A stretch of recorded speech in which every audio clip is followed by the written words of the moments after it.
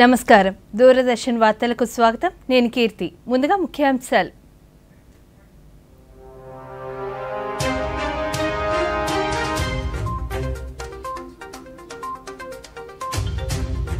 తిరుపతి జిల్లా శ్రీకాళహస్తి నియోజకవర్గంలో ఇది మంచి ప్రభుత్వం ప్రజావేదిక.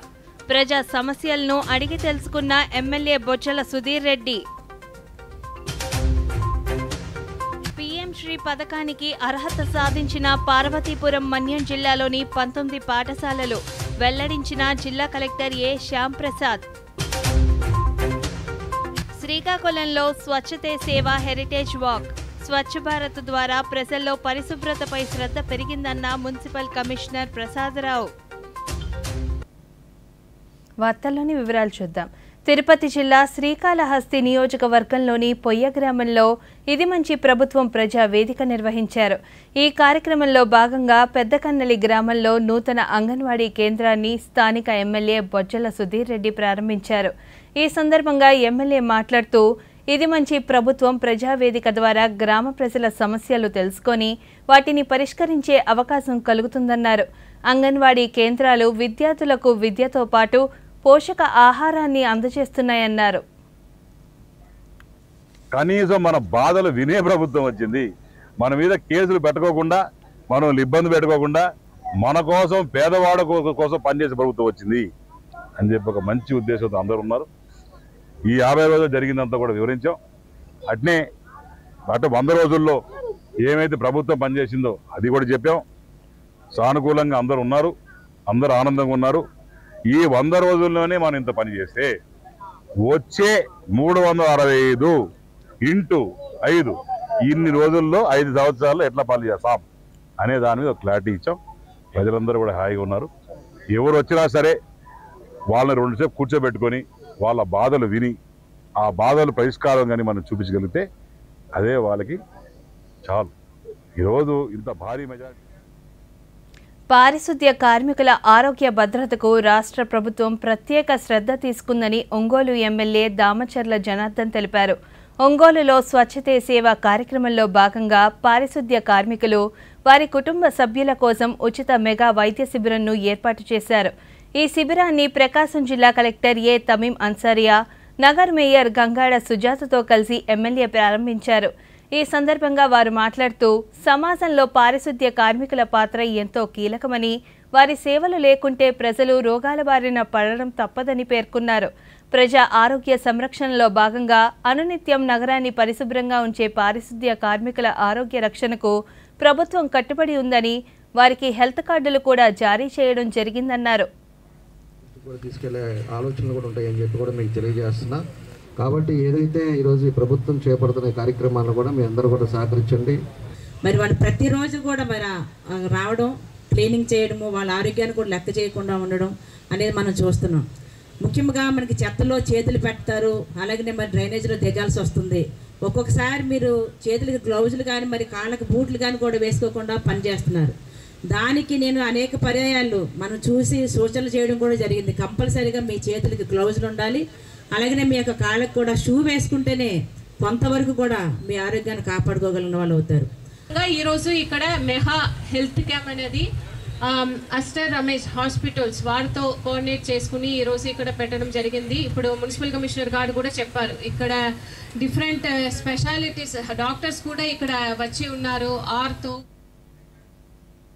పీఎం శ్రీ పథకానికి పార్వతీపురం మన్యం జిల్లాకు చెందిన 19 పాఠశాలలు అర్హత సాధించాయని, ఇందులో 2 ప్రాథమిక, 17 ఉన్నత పాఠశాలలు ఉన్నాయని జిల్లా కలెక్టర్ ఏ శ్యామ్ ప్రసాద్ పేర్కొన్నారు. కలెక్టరేట్లో ఆయన ఈ అంశంపై మాట్లాడుతూ 2022-23 నుండి 2026-27 వరకు ఈ పథకం అమల్లో ఉంటుందన్నారు. కేంద్రం నిధులతో ఈ పాఠశాలలో ప్రయోగశాలలు, సాంకేతిక సాధనాలు, డిజిటల్ పద్ధతిలో బోధన సౌకర్యాలు వంటి మౌలిక సదుపాయాలు కల్పించడం జరుగుతుందన్నారు. అర్హత సాధించిన పాఠశాలన్నిటిలో జాతీయ విద్యా విధానం అమలవుతుందని అన్నారు. ఎంపిక కాబట్టి నిపుణుల కమిటీని ఆధారంగా ఈ కార్యక్రమం 2022-23 నుంచి 2026-27 వరకు 5 సంవత్సరాల పాటు ఈ స్కూల్స్ని అన్ని రకాలుగా అంటే మౌలికంగా మరియు గుణాత్మకంగా కూడా అంటే క్వాలిటేటివ్గా కూడా డెవలప్మెంట్ చేయడానికి దీని యొక్క ముఖ్య ఉద్దేశం. దీంట్లో ఏంటంటే 18 ఇండికేటర్స్ని ఖచ్చితంగా మనం సాధించాలి. ఆ 18 ఇండికేటర్స్ ఏంటంటే ఆ స్కూల్లో కనీస మౌలిక వసతులు, లైక్ ఆ స్కూల్కి కనీసం విధి నిర్వహణలో ఉన్న పోలీసులతో పాటు వారి కుటుంబ సభ్యుల ఆరోగ్యం కూడా చాలా ముఖ్యమని వైఎస్ఆర్ జిల్లా అడిషనల్ ఎస్పీ ప్రకాష్ బాబు తెలిపారు. కడపలో మహిళా పోలీసులకు, పోలీసు కుటుంబంలోని మహిళలకు క్యాన్సర్ నిర్ధారణ పరీక్షలను ఆయన ప్రారంభించారు. ఈ సందర్భంగా ప్రకాష్ బాబు మాట్లాడుతూ, పోలీసులు విధి నిర్వహణలో ప్రశాంతంగా పనిచేయాలంటే వారి కుటుంబ సభ్యులు కూడా ఆరోగ్యవంతంగా ఉండాలన్నారు.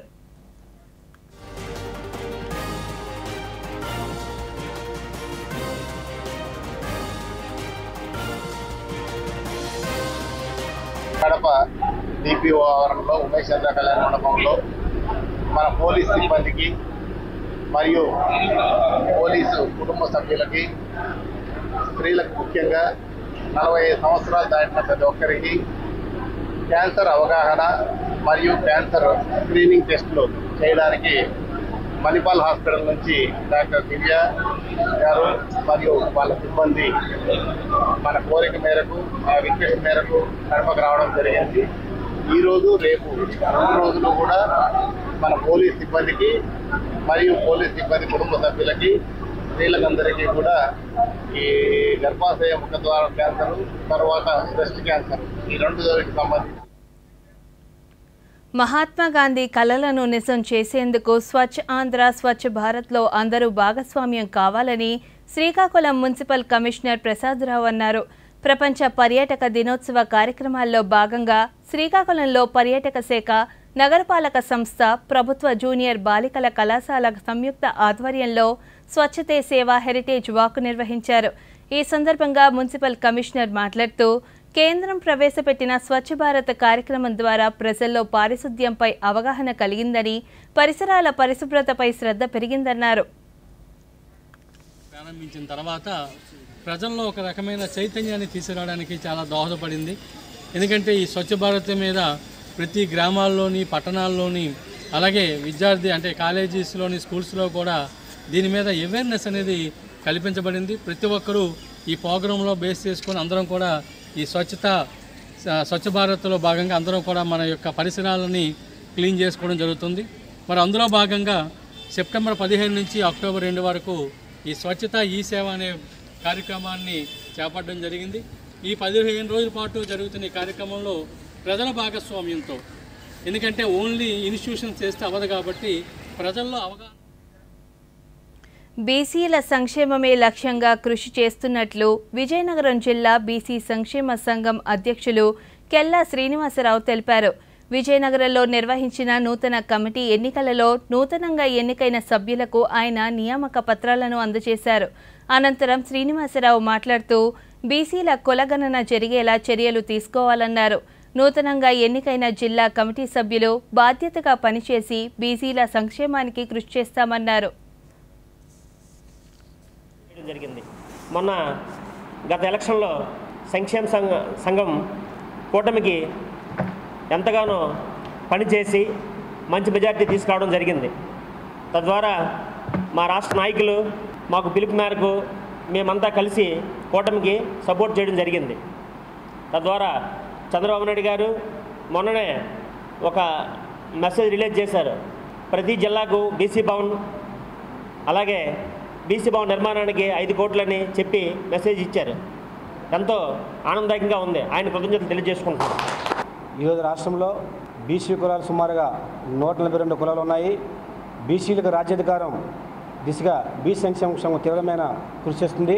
అందులో భాగంగానే విజయనగరం జిల్లాలో బీసీ సంఘాన్ని బలోపేతం చేయడానికి, విస్తృతపరచడానికి జిల్లా నూతన కమిటీ శ్రీనివాస ఆధ్వర్యంలో నియమించాం. విజయనగరం జిల్లాలో బీసీ భవనానికి స్థలంతో పాటు నిధులు కేటాయించాలని, అదేవిధంగా బీసీ కులగణన ఖచ్చితంగా చేయాలని చెప్పేసి బీసీ సంఘం తరఫున డిమాండ్ చేస్తున్నాం. మన విజయనగరం జిల్లా అధ్యక్షులు కెల్లా శ్రీనివాస గారి ఆధ్వర్యంలో విజయనగరం నియోజకవర్గానికి సంబంధించి బాధ్యత గల వ్యక్తిగా, బీసీ పౌరుడిగా మన యొక్క బీసీలని ముందుకు తీసుకెళ్ళడానికి నా వంతు కృషి చేస్తానని, అలాగే బీసీలు ఉత్తరాంధ్ర ఈ వార్తలు ఇంతతో సమాప్తం. నమస్కారం.